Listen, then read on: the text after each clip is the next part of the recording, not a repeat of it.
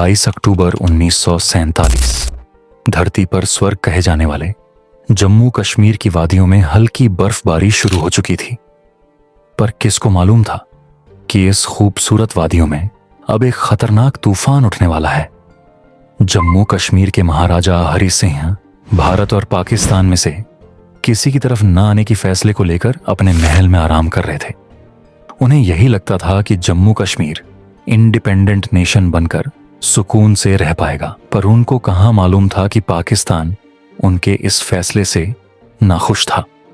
पाकिस्तान ने जम्मू कश्मीर को सबक सिखाने और उस पर कब्जा करने के लिए हजारों हथियारबंद कबायली लड़ाकों और पाकिस्तानी सैनिकों को कबायलियों के भेस में जम्मू कश्मीर पर हमला बोल दिया।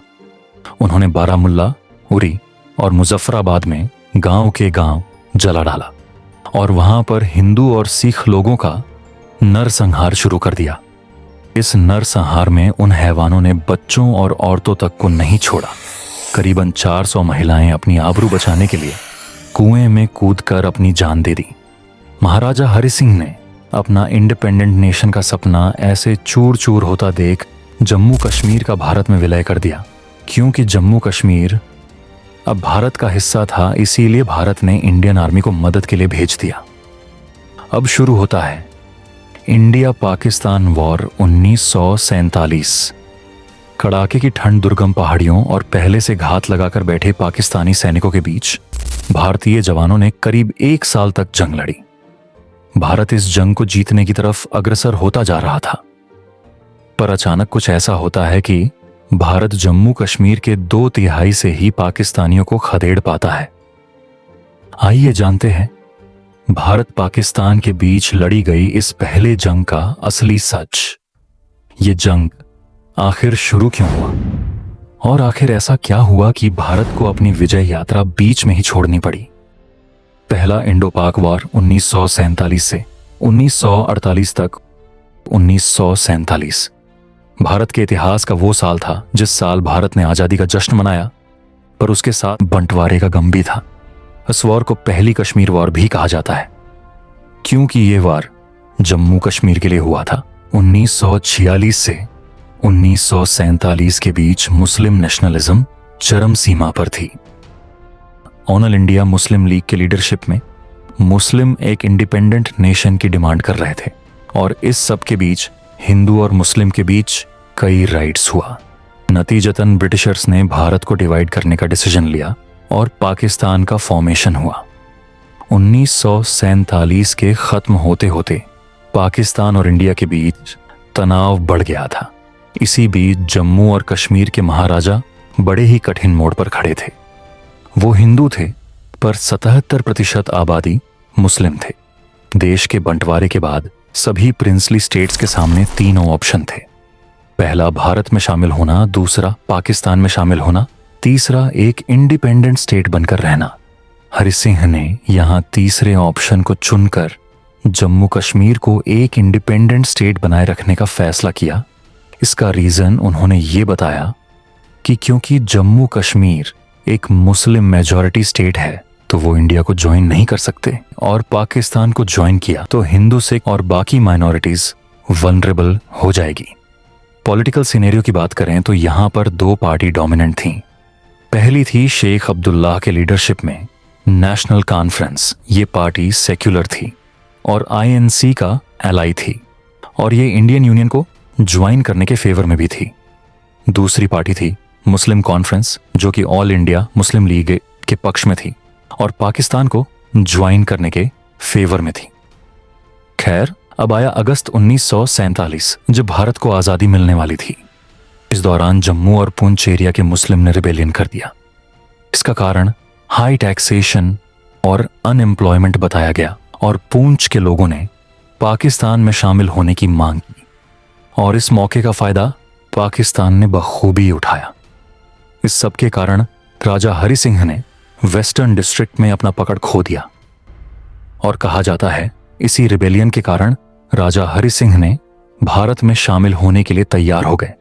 इस चीज से मुस्लिम कॉन्फ्रेंस नाराज था और जम्मू कश्मीर को हाथ से जाता देख उन्होंने पाकिस्तान को भड़काया।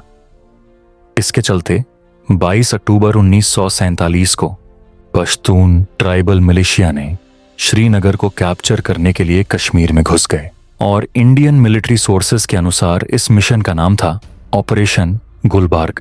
हमला होते ही महाराज हरि सिंह ने इंडिया को मदद के लिए संदेश भेजा।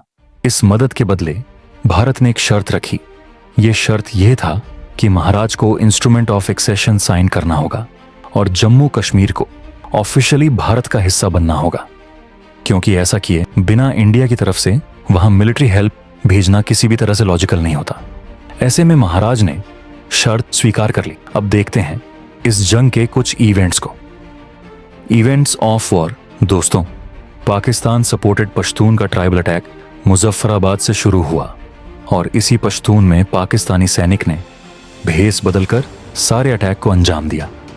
जैसे ही इंस्ट्रूमेंट ऑफ एक्सेशन साइन हुआ, इंडियन मिलिट्री ने ट्रूप्स और इक्विपमेंट को श्रीनगर एयरलिफ्ट किया और इस ऑपरेशन के कमांडर थे लेफ्टिनेंट कर्नल देवन रणजीत राय।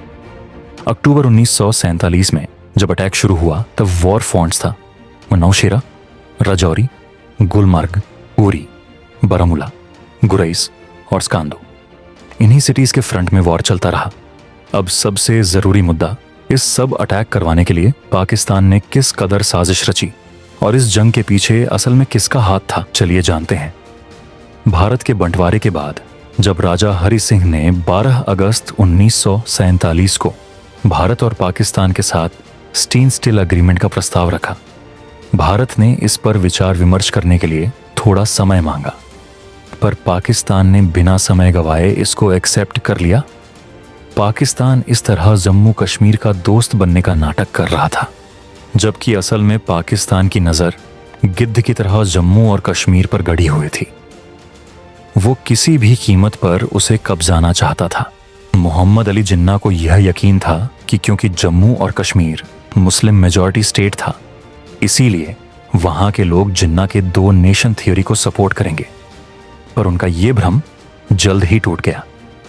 इसी बीच जिन्ना फेफड़ों की गंभीर बीमारी से जूझ रहे थे और डॉक्टर के परामर्श से उन्हें कुछ दिन साफ हवा में आराम करने को कहा गया था और जिन्ना को जम्मू कश्मीर के अलावा और कोई बेहतर जगह नहीं दिखी। 24 अगस्त 1947 को जिन्ना अपने मिलिट्री सेक्रेटरी कर्नल विलियम बर्नी को कश्मीर जाकर वहां अपने ठहरने का इंतजाम करने को कहा। कर्नल कश्मीर गए, पर 5 दिन बाद वो राजा हरि सिंह का जवाब लेकर लौटे तो जिन्ना दंग रह गए। राजा ने जिन्ना को कश्मीर में पैर रखने की भी इजाजत नहीं दी। जिन्ना के उम्मीदों पर पानी फिर गया। उनको पहली बार एहसास हुआ कि कश्मीर की हालत उनके उम्मीद से काफी अलग है। उनको एक और बड़ा झटका तब लगा जब उन्होंने शेख अब्दुल्ला से कश्मीर को पाकिस्तान में शामिल करने के प्रस्ताव का समर्थन करने को कहा। शेख अब्दुल्ला, जो राजा हरि सिंह के कट्टर विरोधी थे, उन्होंने पाकिस्तान में शामिल होने से साफ इनकार कर दिया। तब जिन्ना को यह एहसास हुआ कि ना ही राजा बल्कि वहां के मुस्लिम लीडर्स भी कश्मीर को पाकिस्तान में शामिल करना नहीं चाहते। ऐसे में जिन्ना ने कश्मीर पर बाई फोर्स कब्जा करने का फैसला कर लिया। तो दोस्तों, जिन्ना ने कश्मीर पर कब्जा करने के लिए किस कदर षड्यंत्र रचा, उसे हम इस वीडियो के दूसरे पार्ट में जानेंगे। अगर आपको हमारा वीडियो थोड़ा भी इंफॉर्मेटिव लगा तो वीडियो को लाइक एंड शेयर जरूर करें। चैनल को सब्सक्राइब करें और कमेंट में अपनी राय देना ना भूलें ताकि हमें वीडियो बनाने में मोटिवेशन मिले।